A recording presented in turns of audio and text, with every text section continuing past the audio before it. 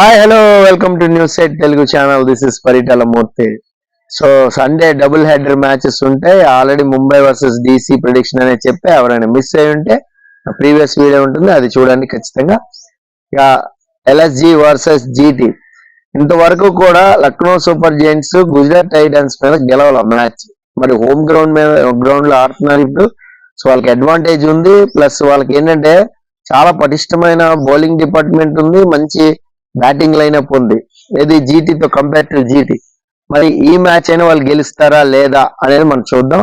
So first మనం playing 11 అనేది చూసుకున్నట్లయితే, so KL Rahul, Quinton de Kock, అలాగే దేవదూత్ పడికల్. మేబీ దేవదూత్ పడికల్ ని ఏమైనా ఓపెనింగ్ ట్రై చేస్తారా కేఎల్ రాహుల్ మిడిల్ ఆర్డర్ లో వస్తే అనేది ఇక్కడ క్వశ్చన్ మార్క్. మరి చూద్దాం అది ఎంతవరకు అవుతుంది అనేది మనం చెప్పలేం. ఎందుకంటే కేఎల్ రాహుల్ ఓపెనింగ్ రావడానికి ఎక్కువ ఇష్టపడుతూ ఉంటాడు. So right and left combination, ఆ కాంబినేషన్ ఎక్కువ చేస్తారు. సో దేవదూత్ పడికలు 1 డౌన్ పెట్టుకుంటారని అనుకుంటున్నా. ఇప్పటి వరకు కూడా అలాగే ఆడారు. సో మేబీ ఇప్పుడు కూడా అలాగే ఉండొచ్చు.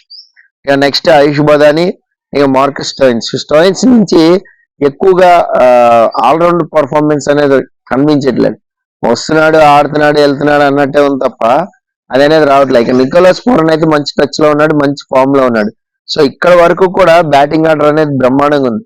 సో అందుకని మీకు ఇక్కడ దీపక్ హూడాని ఎక్కడ పెట్టాలి, ఎలా ప్లేస్మెంట్ చేయాలి అనేది కొంచెం ఇదిగానే ఉంది. అయితే కొన్ని సందర్భాల్లో ఇప్పుడు బ్యాట్స్మెన్స్ వరుసగా లైనప్ కట్టేస్తున్నప్పుడు మేబీ ఏమైనా ఇంపాక్ట్ ప్లేయర్ కింద దీపక్ హూడాని పెడతారా అనేది మనం చూద్దాం. సో నెక్స్ట్ కృణాల్ పాండ్యా కూడా మీకు ఆల్రౌండ్ పర్ఫార్మెన్స్ బ్రహ్మాండంగా ఆడాడు. మొన్న ఆల్మోస్ట్ లోయలో పడిపోతున్న టీం ని తీసుకుని వచ్చి కాపాడాడు, హాఫ్ సెంచరీ కొట్టాడు, మనం చూసాం కూడా. మంచి పర్ఫార్మెన్స్ ఇచ్చాడు. రవి బిష్నాయ్, ఇక మోయిష్ ఖాన్ ఆడతాడా లేదంటే యష్ ఠాగూర్ ఆడిస్తారా? వీళ్ళిద్దరు ఒక్కరిని ఆడిస్తారు. ఎందుకు అంటే మయాంక్ యాదవ్ ఖచ్చితంగా టీమ్ లో ఉంటాడు. మయాంక్ యాదవ్ పేస్ అనేది చాలా ఇబ్బంది పెడుతుంది బ్యాట్స్మెన్. మన చెన్నై సూపర్ కింగ్స్ లాంటి వాళ్ళకి కూడా ముక్తాడు వేసాడంటే మనోడు మామూలు మ్యాటర్ కాదు. మరి 2020 వరల్డ్ కప్ కి సెలెక్ట్ చేస్తారా లేదంటే ఆగుతారా ఈసారి అనేది ఒక క్వశ్చన్ మార్క్ గా ఉంది ఇప్పుడు సెలెక్టర్లకు కూడా. ఎందుకంటే సో కొత్త బౌలర్ ఇంటర్నేషనల్ ప్లేయర్స్ ని కూడా ఇబ్బంది పెడుతున్నాడు. స్లో కట్టర్స్ వేయగలుగుతున్నాడు, మంచిగా వైల్డ్ లెంత్ బాల్ వేస్తున్నాడు, పేస్ జనరేట్ చేస్తున్నాడు, బౌన్స్ చేస్తున్నాడు. సో మయాంక్ దగ్గర మంచి విషయం ఉంది. మరి సెలెక్ట్ చేస్తారో లేదు చూద్దాం. అది మెయిన్ ఎల్ఎస్జికి బలం అయింది. అతను వేసే 4 ఓవర్లు కూడా చాలా అంటే చాలా బలంగా మారాయన్నమాట. సో ఆచితూచి ఆడుతున్నారు మిగతా బ్యాట్స్మెన్లు కూడా. సో కాబట్టి ఎల్ఎస్జి పేపర్ మీద అయితే చాలా బలంగా ఉంది. బట్ జీటీ మీద మాత్రం అంత గొప్ప రికార్డ్ అయితే లేదు. జీటీ టీం మనం చూసినట్లయితే శుభ్మన్ గిల్, వృద్ధిమన్ షాహా, అలాగే సాయి సుదర్శన్, కేన్ విలియమ్స్ అని వస్తే ఒకవేళ డేవిడ్ మిల్లర్ పక్కనే ఉంటాడు. లేదు డేవిడ్ మిల్లర్ ఫిట్ గా ఉంటే కేన్ విలియమ్స్ అని పక్కన పెట్టాలి. ఈ కాంబినేషన్ అనేది ఖచ్చితంగా చేసుకోవాలి. షారుఖ్ ఖాన్ ఆడిస్తారా లేదా? ఒకవేళ షారుఖ్ ఖాన్ ఆడించాలంటే ఇంపాక్ట్ ప్లేయర్ కింద తీసుకురావాలి తప్ప టీంలో అయితే ప్లేస్మెంట్ చేయలేని పరిస్థితి ఉంది. ఇక అజ్బుద్దల్లా ఉమర్ జాయ్ మంచిగా పర్ఫార్మెన్స్ ఉంది, ఓకే టీంలోనే ఇది చేస్తున్నాడు. రాహుల్ తివాటియా మీకు ఆ ఫినిషింగ్ రోల్ అనేది పోషిస్తున్నాడు. బట్ ఇక్కడ వరకు మీరు అబ్జర్వ్ చేస్తే ఎవరు కూడా భారీ హిటర్ లేరు. ఈవెన్ వృద్ధిమాన్ సహా కొంచెం క్లిక్ అయితే ఓపెనింగ్ ఏమైనా పవర్ ప్లేలో రన్స్ వస్తాయి తప్ప భారీ హిట్లు అనేది ఎవరు కూడా లేదనమాట. భారీ హిట్టింగ్ అనేది లేదు. సో ఇక్కడ వరకు బ్యాటింగ్ ఆర్డర్ అయితే ఉంది. Next Rashid Khan bowling department లో బాగా చేస్తాడు. అలాగే ఉమేష్ యాదవ్ సీనియారిటీ పనికి వస్తుంది. అలాగే మీకు నూర్ అహ్మద్ కూడా బానే వెళ్తుంది. కాబట్టి ఈ బౌలింగ్ డిపార్ట్మెంట్ వీళ్ళ భుజం మీద వేసుకున్నారు. అయితే ఇక్కడ విజయ్ శంకర్, ఇంపాక్ట్ ప్లేయర్ కింద వచ్చే మోహిత్ శర్మ. సో వీళ్ళ పర్ఫార్మెన్స్ కూడా మోహిత్ శర్మ అయితే బాగుంది, విజయ్ శంకర్ ఇంకా రావాల్సి ఉంది. ఇక్కడ వరకు జీటీకి టీం పరంగా అయితే ప్రాబ్లం లేదు. సో మేబీ ఏమన్నా అంటే లక్నో మీద మంచి ఇది ఉంది కాబట్టి, ట్రాక్ రికార్డ్ ఉంది కాబట్టి మేబీ ఏమన్నా గుజరాత్ కే ఎక్కువ ఉందేమో విన్నింగ్ మీటర్ అనేది నాకు అనిపిస్తుంది. మన విన్నింగ్ మీటర్ ఏం చెప్తుంది అంటే 58% జీటీకి చూపెడుతుంది. చూడండి, హోమ్ గ్రౌండ్ అడ్వాంటేజ్ లేదు లక్నోకి. ఎల్ఎస్జికి 42% ఉంది. అంటే గత రికార్డ్స్ చూసుకున్నా టీం పరంగా చూసుకున్నా మేబీ అలా చూపెడుతుందేమో. బట్ లక్నో సూపర్ జైంట్స్ కి టీం బలం ఉంది, ఇప్పుడు బ్యాటింగ్ ఆర్డర్ డెప్త్ ఉంది. జీటీతో పోలిస్తే కంపేర్ టు బౌలింగ్ డిపార్ట్మెంట్ బాగుంది.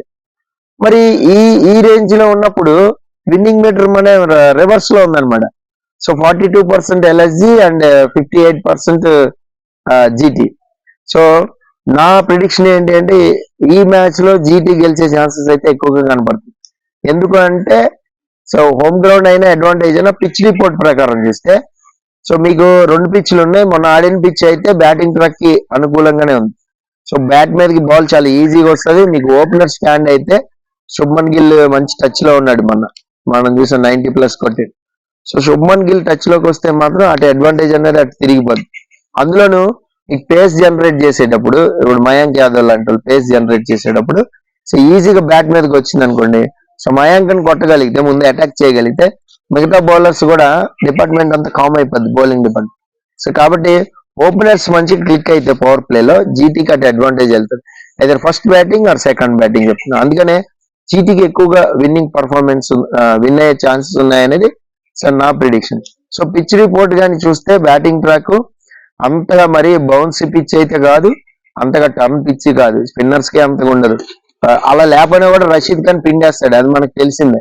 రషీద్ ఖాన్ పిచ్ ఎలా ఉన్నా కూడా తన బౌలింగ్ తను వేసుకుంటాడు, తన ఇదిలో తను ఉంటాడు. అయితే ఇక్కడ ఇంకొక విషయం ఏంటి అంటే బౌన్స్ అయ్యే ఛాన్స్ ఉంటే ఒకవేళ అది బ్యాట్ మీదకి వస్తుంది. సో బౌన్స్ అయ్యి మళ్ళీ వైల్డ్ లెంత్ హెల్మెట్లు దాటి వెళ్ళిపోయి వేరే పిచ్ లాగా ఇక్కడ బిహేవ్ చేయదు.